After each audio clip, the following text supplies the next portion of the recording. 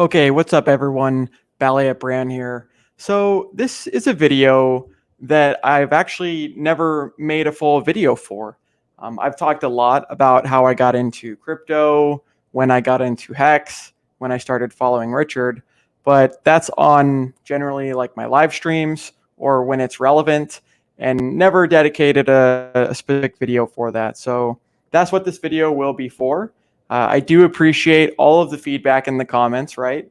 One person in that video, he was saying, he's like, "Hey, I appreciate this shorter form content. The live streams are convenient, but I like doing these videos, and also it's easier to just stay on topic and on focus. And at the end of the day, most people don't have so much time to be able to watch 3-hour streams, or anything over 2 hours is pretty, quite the commitment. So without further ado, let me get into what this comment is, and we'll just share it. That way we can kind of address the person's points and get into it. Okay. So, and let me just zoom in because sometimes it's pretty hard to read. All right, cool. So Bill Neal says, let's just make sure everyone can see. Okay, cool. So Bill Neal says, "You are a sharp kid."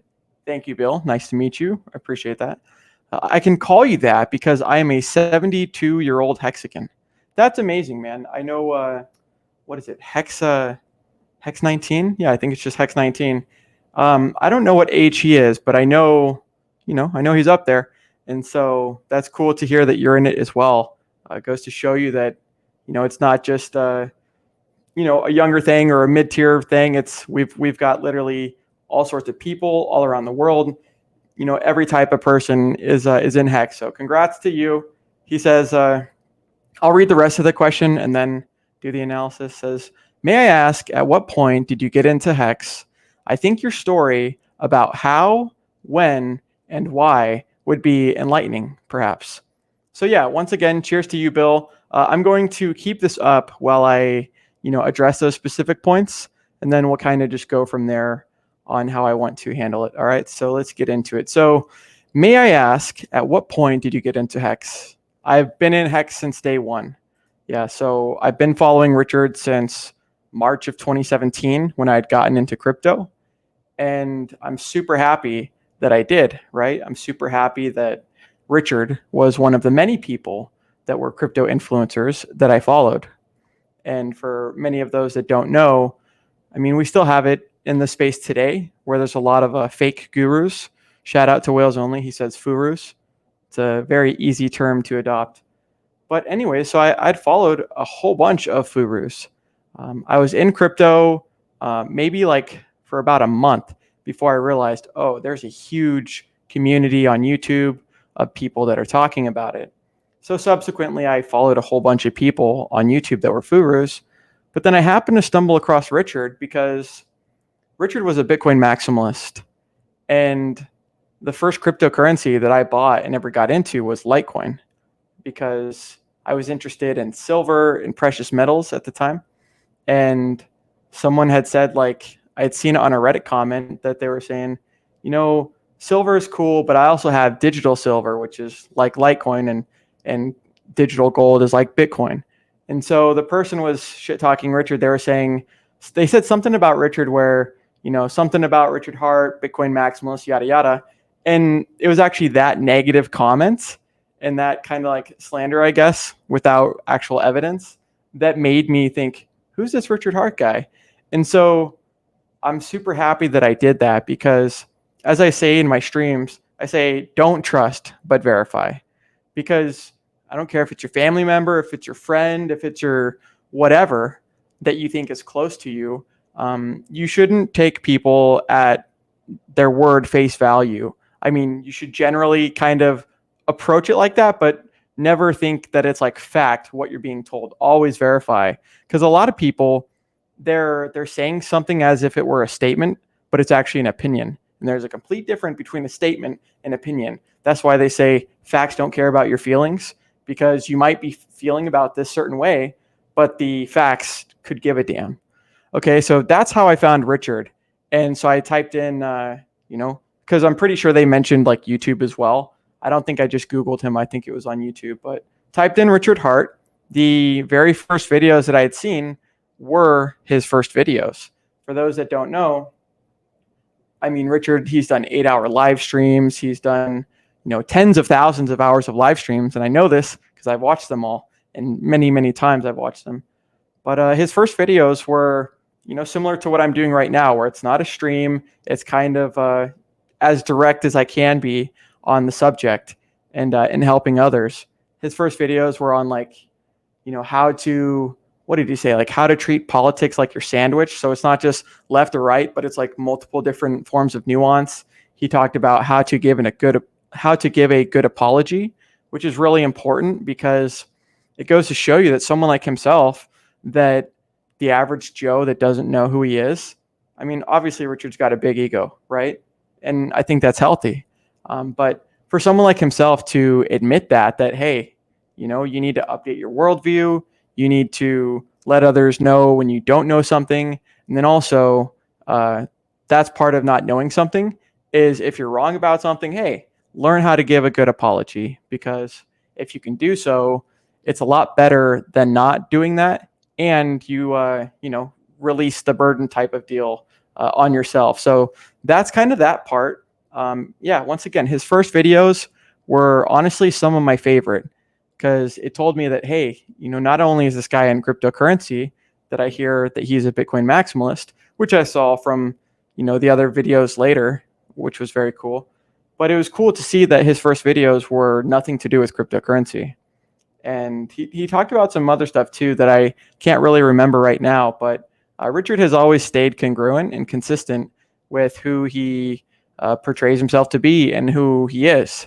And I really appreciate that, because most people, they can be, like a flip-flop type deal, back and forth depending on their scenario and person and situation.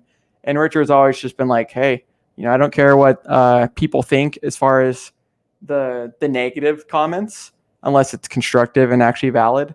But he states why he feels a certain way, or not even feels a way, but he states why he has a position on something, and he gives you the evidence, the facts, and the logic behind it. So it's not just I feel this way and that's my reason, because that's nothing for an answer of why you should care. He says, hey, this is my stance. This is why. Here's where I draw this conclusion, because X, Y, Z. So he explains his whole process to you. And in that process, you understand, like, okay, yeah, I didn't know that the liquidity was tied to this, and okay, all right, I guess the Hart's law does make sense.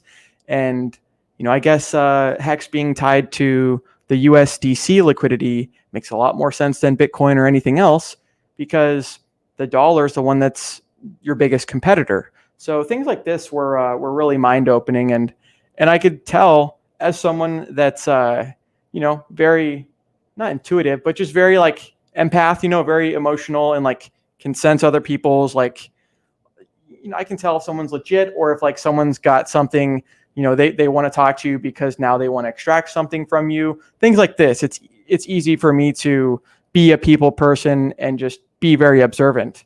And even though I had seen Richard's candelabra and all this other stuff, I said, hey, this guy's unique. He's his own person, and very special, right? He's not just like every other gray goo average Joe. He, like I mentioned, he does things for a certain reason, and he talks about the way that he dresses, or with his layer, that he does so not because he gives a damn about all that stuff. Maybe some of the stuff he does, right? You have to, give that possibility an option too. But it's because he mentions that most people are the Nike shirt or the Under Armour or whatever, the Abercrombie, and it doesn't punch through the noise. So he does things differently than most people that does punch through the noise and does tell someone from afar, if they've never interacted with him, that, hey, this person's different. That's why I like this hoodie, right? Because yesterday when I was walking back from the conference and going home, someone was like, hey, I noticed your sweatshirt, and it's different, right? So cool. That's the first part of that. Let me get into the rest before I just rant the whole time. So that was the point that I got into Hex. He says, I think your story about how, when, and why. So, I mean, how I got into Hex was through the launch phase. Hex has been around for 600, almost, I don't even know, 670 something probably now days, which is cool. It's been around since December 2nd, 2019.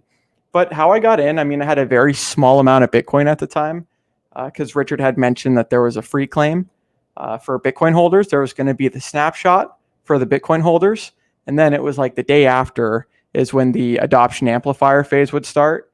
And once again, for those that don't know, the it's called the launch phase. The launch phase in Hex was based off of a previous cryptocurrency that had the highest ICO, initial coin offering, raised at the time, the highest dollar amount. It was $4 billion, and the crypto was EOS. And so the point is Richard said, hey, we see that this 351-day phase that EOS did is very successful. It works well. And so that's kind of what he went after. So that was the launch phase. And then, like I mentioned, the people that had Bitcoin in their own possession, just like with Pulse Chain, things like this, you're not going to get the airdrop if you have the coins on the exchange because those aren't your coins. You might think that they're your coins because you can log into whatever exchange you're, doing degenerate activities on, but it's the exchange that has the cold wallet, that has the private keys or the seed phrase to what you're considering your crypto. So that is something important for people to understand. Not your keys, not your crypto, is what they say. And also, being your own bank comes with not only like a lot of risk, but like, if you have a lack of knowledge, you can really be not subdued, but you can really be like susceptible to people that are trying to socially engineer and trying to be your friend or trying to help. And in reality, they're trying to get your seed, but you didn't know any better. So it takes a lot of education. And Richard has been a key figure in my education and journey. And not only crypto, Hex, and investing, but life in general. I've learned so much as I've listened to his streams. Because similar to my streams, sometimes I'll have something that's somewhat relevant to the question, and it'll go off topic of Hex or Pulse Chain or crypto for a little bit, but then it comes back. And Richard has always done that very, very well. So that's how I got into it. So I didn't mention actually. So even though Litecoin was the first crypto that I was in, it was really cool. It was a opportunity for me to see the Litecoin fam and, a little bit of community, which I've never really been a part of. I did sports growing up, but it wasn't because I wanted to. It's because I was like, all my brothers did it, and I was the youngest, and I was, told, hey, you got to do some sort of sport. So that was the one that I did. But I didn't have like the passion that my brothers did, or I didn't make the same friends that my brothers did with the football players. It was kind of just like, hey, I'm here because I have to do this type deal. But with Litecoin, that was my first community that I was like, damn, these people are really friendly. They're genuine. They're trying to help the other people out. And that was something that I could get on board with at that time. And so as the crypto has evolved, as the people have evolved, I have done the same thing too. So as far as getting into Hex, Richard was the only person that I started following once that bear market happened. And once I realized, it was like taking the red pill in the Matrix. Like I realized, oh my God, all these people that I'm listening to besides Richard are trying to manipulate me. They're trying to get something from me, right? They're constantly promoting their trading courses or their Patreon or some sort of pathetic excuse for you to feel bad and like give them money. And I just realized, this other guy, Richard, he's giving away better information than these plebs, and he's doing it for free. All right, well, it goes to show you that maybe his motive is not money. Maybe it is something else. And that's what we see. It is the glory, and it is to have an impact. It's, as I mentioned in the previous video, the 40-minute one, that if you have the knowledge, or if you're very wealthy, right? Say you're the richest person in the world. Well, that's not very, it's not very not sensational. It's not very fulfilling, I guess. If you're the richest person in the world, or if you're the smartest person in the world, and everyone else is very poor, or everyone else is very dumb, because they don't even understand what the difference is.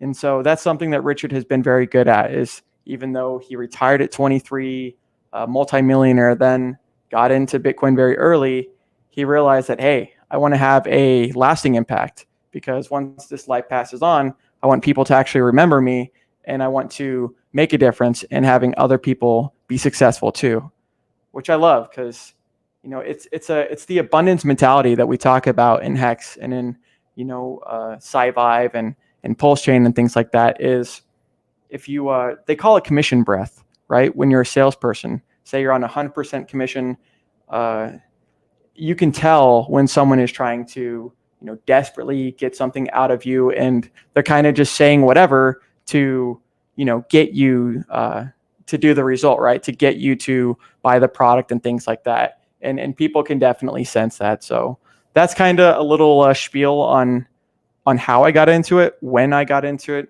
As William Thomas mentioned, day one, and why would be enlightening. Once again, the reason why was I was done with crypto. I had been lied to multiple times, and I should have kind of known a little bit better in hindsight. But it's always easy to look in hindsight and be like, yeah, this guy actually is a furu, and this guy is guising as some sort of like know-it-all master, and that you need to pay for this trading group or this Patreon to understand more. But this guy actually doesn't know diddly squat. Like, he's just got a frame and a narrative that he just keeps reinforcing over and over, to where eventually those people think it, or the other people that don't, they just leave. So Richard kind of, gave me the red pill. I took it, and I realized, okay, all these other people, unfollow them. They were a waste of my time, because I had done stupid things, right? It's not their fault, but because I was listening to their information and giving them credibility. And, sometimes people can give like false success. It's like someone buying their own NFT, but they pretend that someone else bought it. So you think like, oh, other people actually want this. It's got demand. All right. So yeah, Richard is very cool. Same thing with Sci-Vive. He talks about his story that he retired at 23, got into Bitcoin early, traveled the whole world. And while he was traveling the world, he, I think he actually wrote Sci-Vive when he was traveling the world. But that's where he found Bitcoin, was when he was traveling the world, when he was living in a hotel for 5 years, and when he was on Reddit.com. And I was on Reddit.com too, and I found out about Litecoin and crypto. So that was pretty ironic that he had that same experience. I also do agree with Richard that now, like, I don't even go on Reddit anymore. I used to have an account and go on there, and I just stopped going on there and just deleted the actual application, the website on the favorites, because there is just too much noise and not enough content. That's why I only follow Hexicans anymore, because I mean, besides like the occasional one-off person, like, Hexicans just seem to be so focused and on point with what's important in life and where they want to go, that I really can't just afford or take the time to listen to much other. So I agree with Richard on that part. That was part of the reason why, is I could sense that he was genuine. I could sense that he actually wanted to help. So many of these people, and I say this a lot, but once again, redundancy is important. So many of these people, it's just like actors, right? Actors in movies, Richard says never to meet your heroes, because you'll realize that they'll show their flaws, they'll show that they're human, and then it'll kind of like break the paradigm that you had of them, that they were like an idol or a god. That's why he said never meet your heroes. But just like with actors and whatnot, I've heard that, oh, this person seems so nice, like say an A-lister or whatever actor, for example. But they'll say, oh, this person's so nice, I would love to meet them. And then you hear other testimonials of people that met them, and they're like, oh my God, that person was an absolute dick, or that person wanted nothing to do with me. They pretended like I wasn't there. Things like that. There's a lot of that kind of two-sided personality trait, almost like a bipolar schizophrenic type of deal, where it's like on one way, off another way. And I saw that in crypto a lot. I realized after following Richard solely after getting screwed over by the Furus. One time, maybe like 3 or 4 months into Hex, I had gone back to one particular person, and I'm not going to say the person's name. I don't want to, cause any unwanted drama or things like that. It's in the past, but the person that I used to follow for like a couple of years, and then after following Richard solely, I went back and I said, "Holy shnikes, man!" Like once I had all of that experience, I just realized, how the hell did I ever follow this person or take this person seriously in the first place?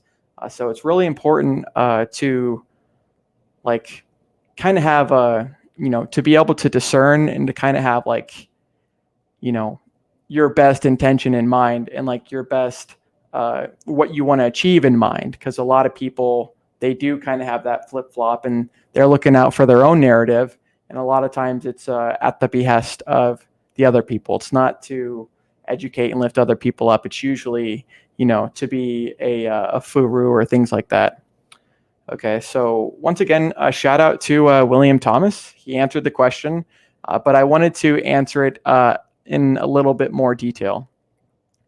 Let's see, how, when, and why. The cool thing about Hex, I'll say, since this is a dedicated video to how I got in, when I got in, the cool thing that I'll say is I never really, before Hex came out, there wasn't really like much of a community, at least that I knew of. I knew that Richard had Sci-Vive. I had it downloaded and printed on Telegram, but I honestly didn't really go in there much. So I guess you could say that like Sci-Vive might be the community that was there before Hex, and I didn't really interact with that community. But one thing that really has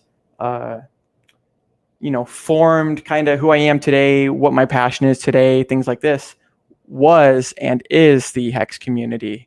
When I had seen that, hey, not only was someone like Richard of like mind and way more experienced and someone I could learn from, kind of like a mentor, but I started seeing all of these other people when Hex was coming out in Richard's comments, because a lot of his comments on Twitter would be people that were shit talking and people that had negative things to say.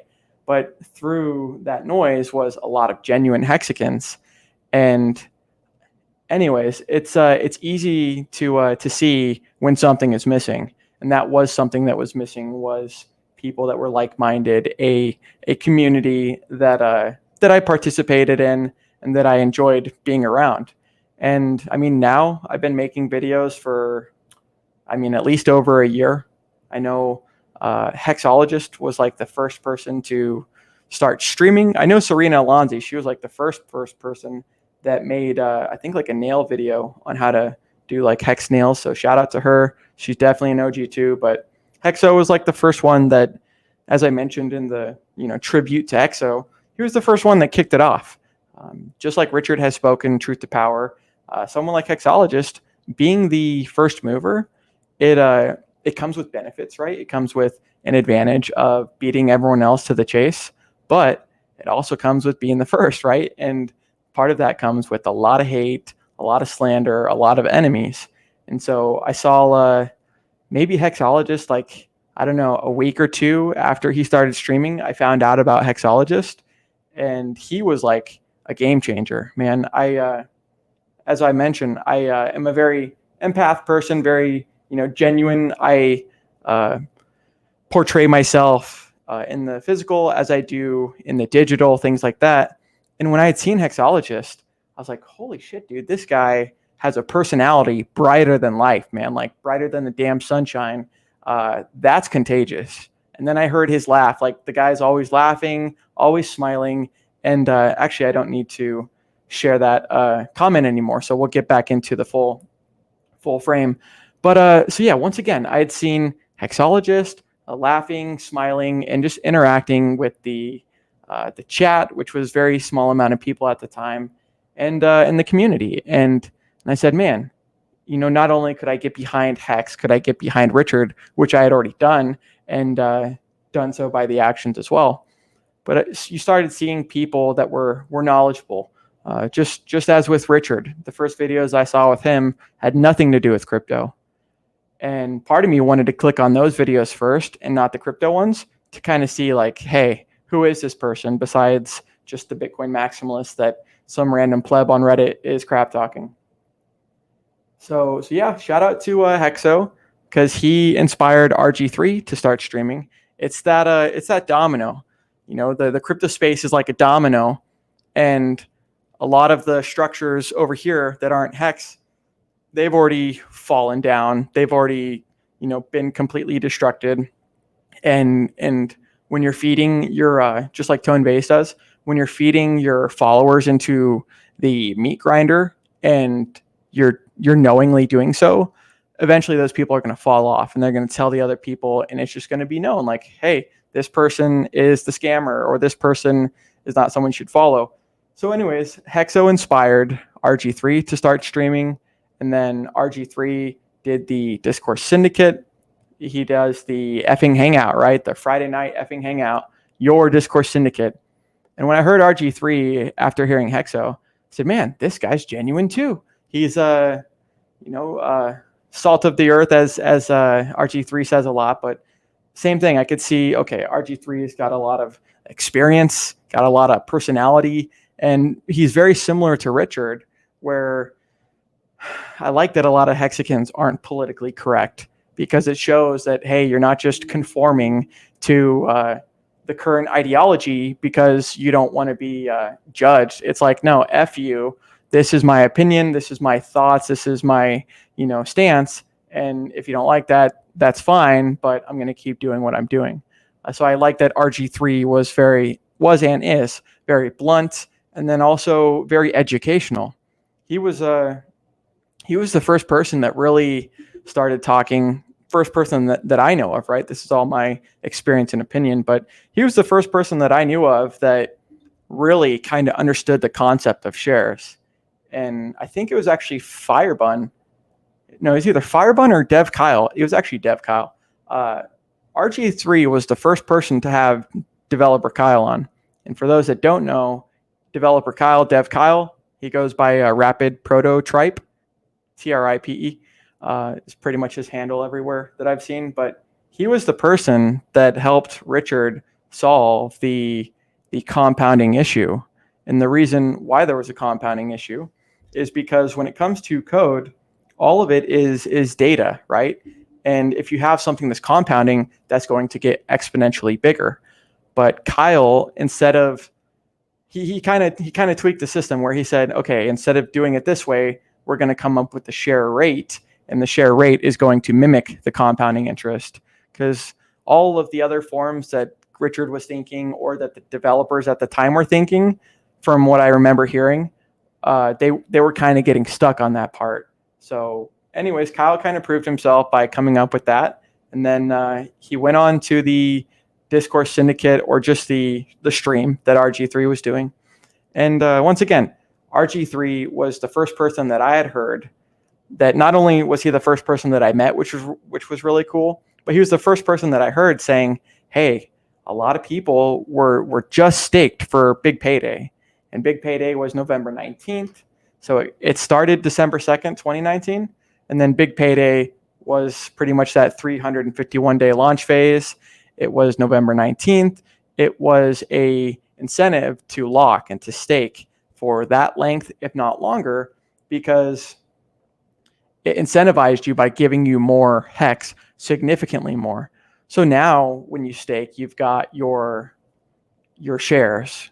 That's pretty much the only way that you can get like extra and bonus, is either by bigger pays better or longer pays better. And bigger pays better only goes up to like a 10% bonus. Once again, I think on like 2 million Hex is where it maxes out. And then the longer pays better is 20% more shares, as we know, all the way up to 10 years, or 3,641 days is the absolute max. But so the Big Payday was an incentive because it was a huge amount of supply that was released on that day. Or actually, sorry, not on that day, but it was a huge amount of the total supply that was, accredited for that event. And so some people, they speculated for just a Big Payday. So they staked all the way until after that Big Payday. But some people, myself included, still have a lot of stakes with that Big Payday bonus. And as we know, even though there's the set inflation rate, if it's getting paid out to the stakers, and the stakers are locking it up for 15 years and things like that, then it's like a time release. It's delayed longer than you think. So RG3 had the epitome after talking with Kyle, and he said, "Holy shit, dude! I've got my stakes. My average is like right after big payday." And so that was December 19th, 2020. So it was right near the beginning of 2021 is when they were ending, and same thing, similar to, right after big payday. And he had said, "Hey, consider ending your stakes early, and you obviously want to do this at like a 50% time rate. Like if you've served 50% of your stake, then pretty much the way that the contract works is that generally you're going to get your principal back. You're not going to get any interest, but you're going to get your principal back if you've served about 50% of your time. If you had big payday and then you served 50% of your time and then you end staked it after the fact, it's completely different calculation. So just keep that in mind. But that's neither here nor there. RG3 was the first person to say, hey, a lot of us, myself included, have a majority of our stakes ending here, and this product is so important and exponential that just like me, I don't tell people what to do. I just say, hey, what I'm doing, or here's what I would do in your scenario. But RG3 said, hey, I'm going to end these stakes that we're at 50%, and I'm going to push them out longer and farther because I don't need all of this hex to end at this date. And I say that with liquid hex. If you have, hex did 10,000x in under 2 years, but that's just liquid. And if you had that opportunity, be honest with yourself. A lot of people aren't millionaires. A lot of people, they can't fathom $1 million. So would they be able to hold that $100 principal all the way up to $1 million? Or is the more likely scenario that they sold before then? Maybe they sold at, I don't know, a 1x, right? They got 100% on their principal. Most people sell anywhere between that low and that number that I mentioned that makes it 1 million to 10,000x. And then RG3 was actually the first person, as I said earlier, that I got to meet in person.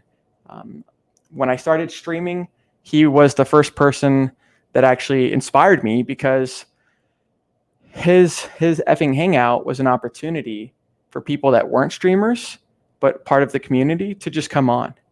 And I felt a lot more comfortable with that. And I was really passionate, being a long-term follower of Richard Hart, to make videos and to educate, but also very nervous because I'd wanted to do the same thing in crypto in 2017. And I'd seen that a lot of that was not legitimate projects, things like that. So I was very hesitant, and I've always been that way about putting my name behind something, putting my reputation, because I want to help others, not hurt others. And so when RG3 said, hey, anyone can come on, all you have to do is click this link, I didn't join the first day. Even though I was following him, I didn't join the first time. But maybe a week or 2 weeks later, I was like, man, fuck it, I'm going to try this. So I tried it on my phone. My experience, that was the only time that I've ever logged in with StreamYard on my phone. It was terrible because I had the Bluetooth connected, and for whatever reason, there was just some sort of connection issue. So I'd learned, okay, for future streams, we're going to do this on the computer. But I joined the stream, and he just said, hey, man, like, how's it going? What's your story? How long you been in? And that was just where I introduced myself and told him that I've been in since day one as well. And it's a camaraderie. It's a teamwork makes the dream work type of vibe. And as I mentioned earlier, if you're the only wealthy person in the world and everyone else is in the slums and super poor, you're not going to have a happy life, because what you think is making you happy by having that that wealth, it's not actually what's providing the true happiness, because everyone else is miserable, and you should actually feel more miserable in that scenario, because now it's almost like the burden is on that person. So anyways, that's pretty much it. I mean, I'd joined the Discourse Syndicate effing hangout many times. It was like a weekly thing that I had in my schedule. And I did that a lot of times, just a random spitball guess, maybe I don't know, maybe 5 or 10 times before I said, hey, this StreamYard thing seems pretty easy. If he can do it, I can do it. And then I just started doing my own. And the first video I did on Hex was never a stream. It was just a little video. And then I'd kind of gotten into the StreamYard, and the rest is pretty much history. I had messaged Hexologist and I said, hey man, big fan, big supporter. And, is there anything that I can do since you're experienced streamer? Is there anything I can do to improve, to learn, things like that? And he gave me a few pointers about not only going away from the headset and kind of getting a mic like this, which I will be upgrading to the Shure SM7B. I just need like a good like a mixing board. Like I need him to tell me what his setup was, because I know you need the Shure SM7B, like the cloud lifter, but I need the other thing in between, like the preamp or something like that. So he was the one that recommended, okay, change this, kind of make sure the background is clean, which I try to do at my house with all of the Hex stuff, and then here at the apartment with all of these little photos. But then the main thing that he said that like really like committed me was that he was doing it every single day. And so if someone knows that the weather channel is on at this time every single day, then they don't have to like keep tuning in to know when the next one is. And his biggest thing, because I was doing random one-off videos, and it would be just at random times. Oh, hey, I'm doing a stream here, or I'm doing a video. And he said, hey, man, if you can get a set schedule, then you're going to get a lot more followers, and you're going to have a more consistent base. And that's what I did. I don't even remember the first schedule. I think it might have been like Sunday at a different time. But then ever since I changed it once and solidified it, it's always been Sunday at 2 p.m. Pacific Standard Time. And that way people know, unless I say otherwise, like we had for the meetup, unless I say otherwise in like a tweet, then I'll be streaming then. Or unless I mention that I'm not going to be streaming that day for whatever emergency or problem, then people know. But otherwise, they do know that, hey, Brandman's going to be streaming at 2 o'clock.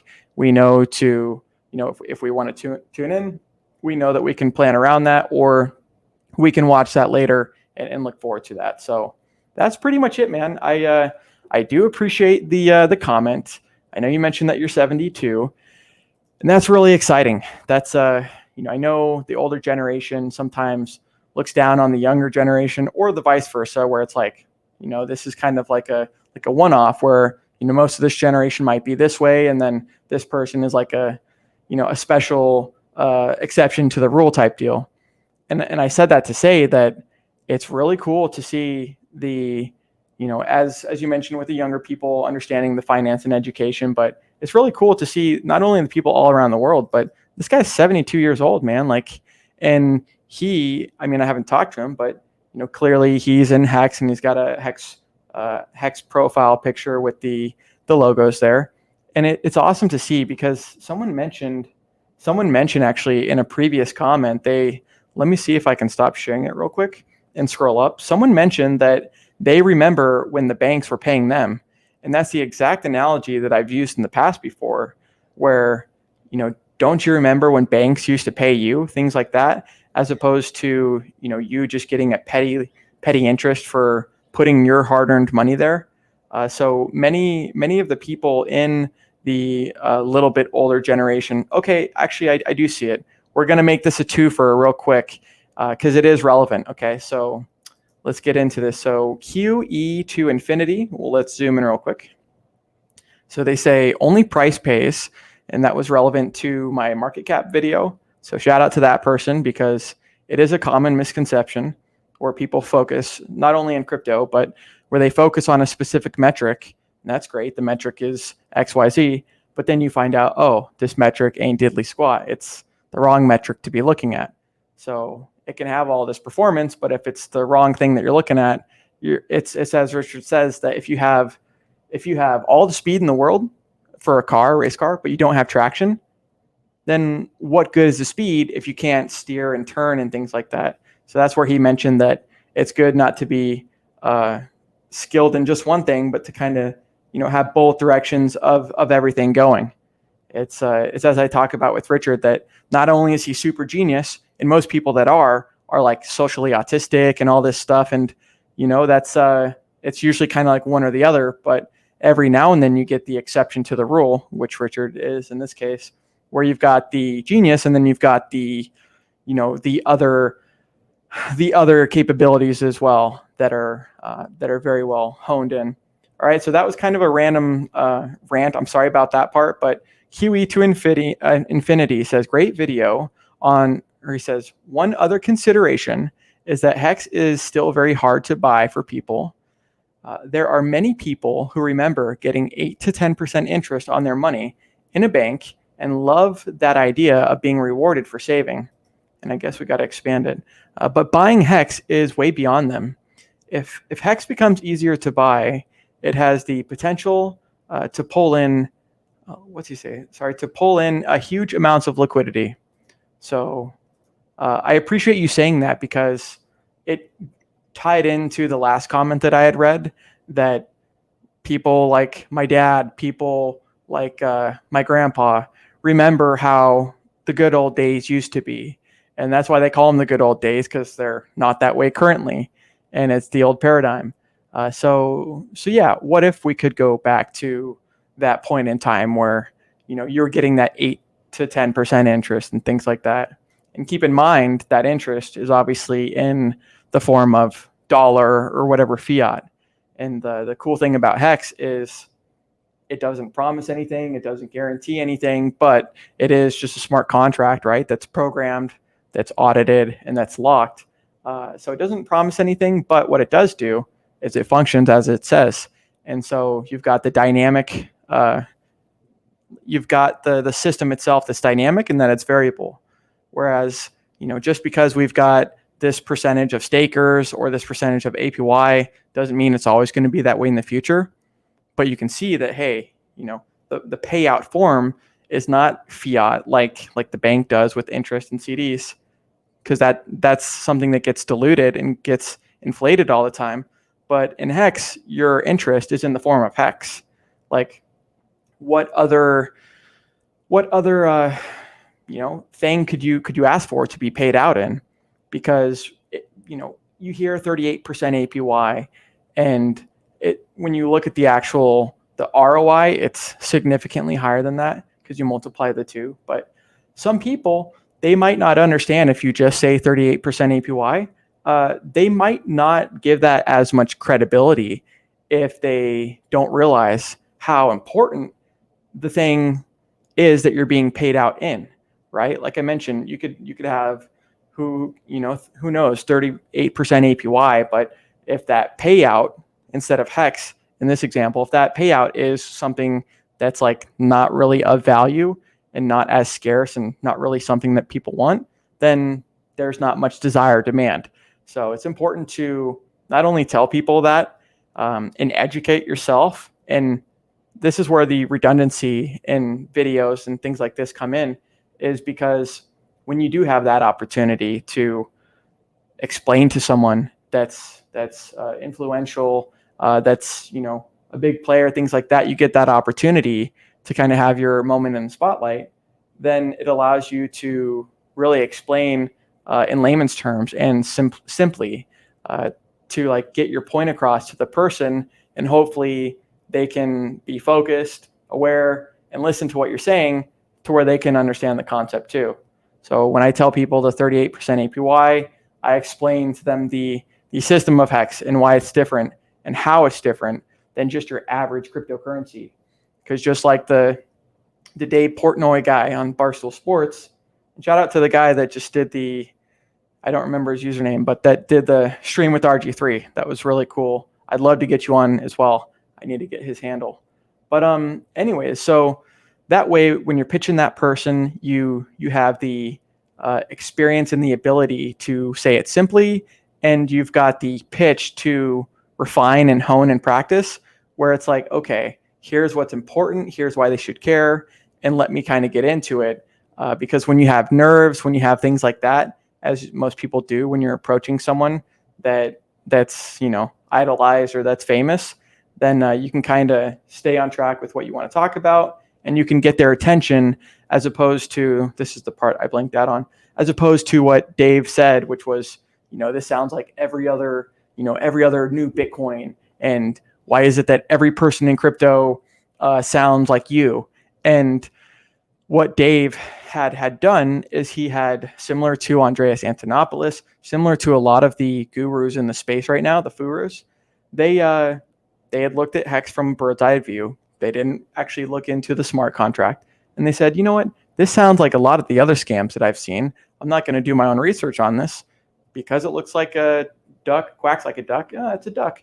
So in this case, it was different because even though it had, as far as Hex goes, even though it said designed to do 10,000x and all these different things, if you read into it more, you'd realize this is like an innovative product and it's legitimate. It's not that blanket label scam that you stamp on everything else that was verified and actually true in the past.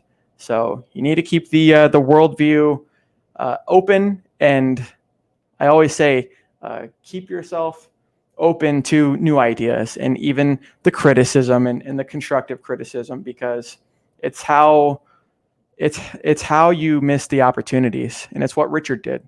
He was a Bitcoin maximalist, and the Ethereum opportunity passed him by and slipped by, and he was pissed because up until Ethereum, I mean, most everything else was just, shit coins and promise coins and stuff like this, but it was the utility of the Ethereum and the smart contracts and stuff that got adopted that allowed its price to appreciate so high, and just some of the game theory more so than, say, Bitcoin. So the Dave guy, I believe that eventually he'll be a Hexican in the future. I mean, with nearly 500,000 people that saw that video, that's great exposure to Hex.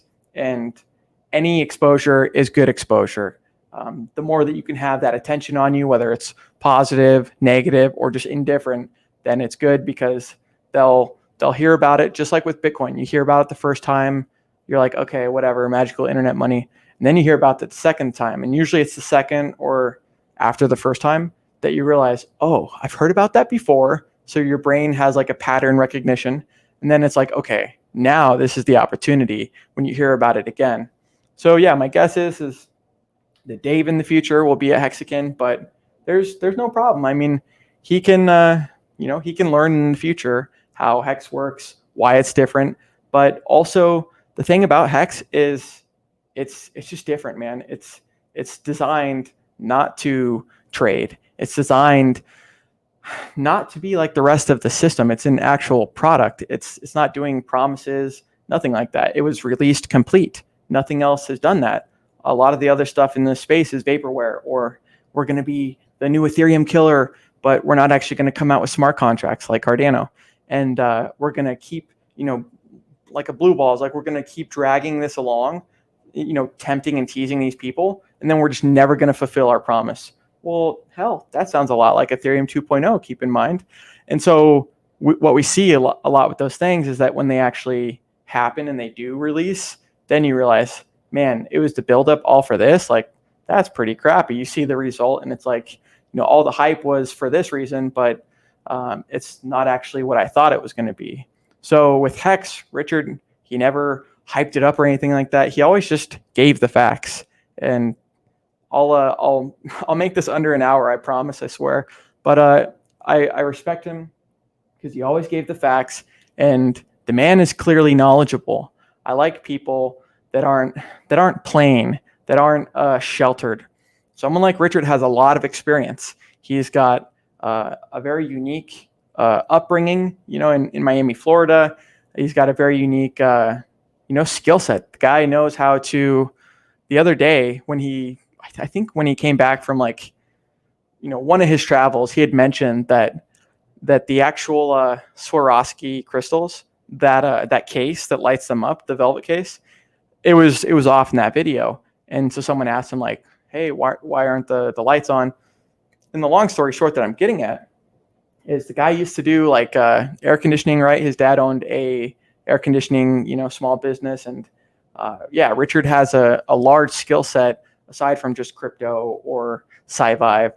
So it struck me when I was listening to him that not only is he in crypto, not only does he know this different self-help stuff, but he's well-rounded in a lot of these areas that are the traits and attributes that I try to do, right? Being a constant student of life. I don't ever like to be complacent in one area. Even at times where it's been a low point, I've always tried to, okay, what can I learn from this? How can I be better in this experience? How can we make sure this doesn't happen again? And constantly just trying to improve, because no one's perfect, but you can learn lessons from your experiences and from other people's experiences. So that's the most valuable thing that I've learned from Richard, is just shutting up and listening. The reason that he talks so confidently is because not only is what he's talking about something that he knows, because why else would he be talking about it? But he mentions that he knows when to admit that he's wrong, and then also when to just not talk about something in general. I mentioned it on my streams too. Sometimes certain topics come up or this or that, and I admit when I don't know something, and I can respect someone that does that, because that's the same person that can admit when they don't know something, can also admit when they're wrong, or when they know they did something wrong. They can update their worldview and be honest in that regard too. And that's something that I can respect as a honest person myself. So that's pretty much it. Richard has a lot of ambitions. He doesn't have to do this, but goes to show you, and a lot of you Hexicans will have this same dilemma too. You're going to have the sudden wealth syndrome that Maddie Allen talks about. And it's something that you should think about now and prepare for that now. I mean, I used to be really fat in high school, and I know recently gained a little weight, but I'm losing it again. But when I was really fat in high school and growing up for maybe 7 or 8 years growing up, my dad, he was like, Bran, the best way to do this is not only to write your goals, be as clear with what you want as far as what actions you're going to take, things like that, but be able to visualize, right? Be able to, see that future success and that future goal that you want, even though that you don't have it. And Richard helped me do that a lot with, just certain things like, okay, I didn't see it this way, but now I do. And, I can work towards this goal and, just constantly improve. So anyways, that's pretty much all I have. Thanks everyone for listening. I hope that answers your question, my friend, on how I got into Hex, why I got into Hex. And, there's a lot of people similar to Richard that the guy's a freaking billionaire. Like, the guy was way, way wealthy and retired multimillionaire before getting into Bitcoin. Bought a lot of Bitcoin, made the $30 top. That was the part that I forgot before I was going to end this, was it'll still be under an hour too. But, once you have that need and requirement and necessity filled of being able to pay your bills, being able to afford XYZ, not have to work for someone else. Well, now you've got the most rare, thing that we all have, which is time, and you don't have to spend it on obligations like working for other people. So you have that luxury. But now, because Richard traveled for 5 years, but once that happens, it's like, it gets boring if you're doing nothing. If you're sitting on your thumb all day, just consuming and entertaining, and you're not producing and creating value, then it gets dull and gray really quick. And so Richard realized, hey, I've got a lot of this information. I've got the knowledge and experience. Let me share it with others. And that's why I really respect him, because he doesn't have to do this. You see the other billionaires in the world and things like this that might not have, most of them, could give a shit about you. They could give a damn about the common folk. And sometimes, in fact, they look down upon them because they're not in the same situation they were. Whereas Richard literally answered 32 minutes of questions the other day for just one person. And we saw him in person, at least on the stream, right? At a meeting, a meetup. But we saw him in Paris, in Poland, in where was the other one? So Paris, Poland, and then somewhere else, Switzerland. Yeah, Switzerland was the other one. But we see how he interacts with the community, and the guy is very socially aware, right? The new people that were coming in, as he was talking to the person that was conversing, the new people, he said, "Hey, I'm Richard, come on in," and very welcoming and friendly. And so it'll be cool in the future someday to actually meet him in person, right? Because the man has absolutely changed my life. As someone that's always been different, like I mentioned, played football and sports and whatnot just because I had to participate in some sort of thing, but it never really lit that fire. And even in high school, I did Running Start, which is it's like a take college program, but you're getting dual credits that also qualify for your high school, and you can pretty much get out of high school the last 2 years of high school for doing that. And I was always the person, and still am, that's very independent, that, very introvert. I like to think by myself and just be by myself. Even though I've got 3 older brothers, I like hanging out with them.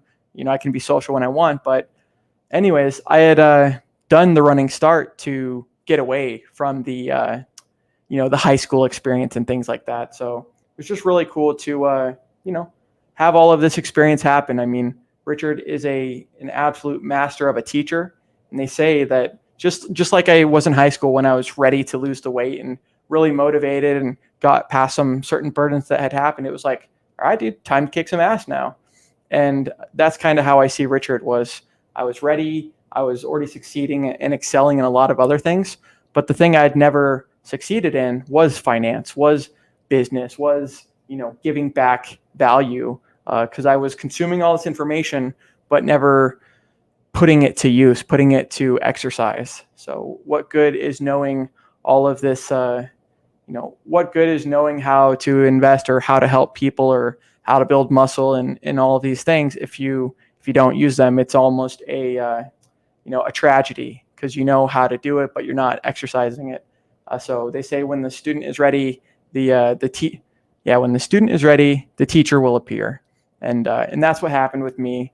And from what I hear from a lot of other people that have mentioned their Hex testimonials, whether on video or in the chat, a lot of them say like, man, it was just such a coincidence and such a convenient time that I'd found Hex in my life. And people like Wales Only was searching like website code and like hexadecimals and like how the internet worked, and somehow found Richard in the suggested videos. And then he does one video because he saw that people like myself and everyone else, none of us were really analytical and like data driven in the way that he was able to produce and is able to do the charts. And so he mentioned in that video, because I had seen this video, I said, damn, this guy's really freaking smart. A lot of the Hexicans are just absolute geniuses. They know a lot about their experience in their fields. And anyway, so what kind of dragged him into Hex and into crypto, he didn't even intend on making a video aside from just one. And then the response from the community and everything else kind of, manifested it into something better and something into what it is now today. So I've seen a lot of that in Hex where, like I mentioned, happened to be a coincidence or, the perfect time in my life where this happened and that happened. But I found Hex and I found Richard, and, I heard a friend who was a Hexican that got me into it. And you might not be at like the best situation, but sometimes that opportunity of just hearing about a good community, hearing about a good product, people that care about you, can help you lift out of that situation that you were in. And it can give you that knowledge and that experience to, overcome that. So a lot of people have done that. A lot of people, I have one more minute. A lot of people that are retired, myself included, are continuing to get back, continuing to work for free, people, no one's paying us, stuff like this. And it's really cool. You saw the founder of Bitcoin, Satoshi Nakamoto, pretty much disappear and fall off the edge of the earth. They were anonymous. And Richard Hart, he's always been out there. He's always been very bold, admits when he's wrong, but he's also a leader. And so are a lot of us Hexicans. And part of being a leader is being the first mover's advantage, right? Is taking that responsibility for, hey, here's what's going on. Here's what we need to do to fix this. And if no one else is going to step up to the plate, then damn it, I'm going to.